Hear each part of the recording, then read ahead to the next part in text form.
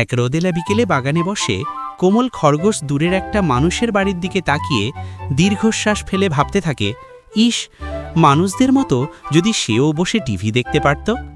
সে দুষ্টু কাঠবিড়ালি, হাসি খুশি নীল পাখি আর বুদ্ধিমান কচ্ছপকে বলে যে তারাও যেন একটা নিজেদের টিভি পায়, কিন্তু সবাই জানে তাদের কারোর কাছেই টাকা নেই টিভি কিনে আনার। তখন বুদ্ধিমান কচ্ছপ হেসে প্রস্তাব দেয়, ওরা বরং নিজেরাই একটা খেলনা টিভি বানিয়ে নিক। উত্তেজিত হয়ে বন্ধুরা মিলে বাগান থেকে কাঠ, লতা পাতা আর ঝকঝকে ছোট ছোট টুকরো জোগাড় করে খুব যত্ন করে বানিয়ে ফেলে একটা ছোট কাঠের টেলিভিশন। চারদিকে সবুজ পাতার ফ্রেম আর ভেতরে নড়তে থাকা কাগজের শো নিয়ে। কাজ শেষ হলে চার বন্ধু ঠাসাঠাসি হয়ে তাদের বানানো টিভির সামনে বসে পড়ে।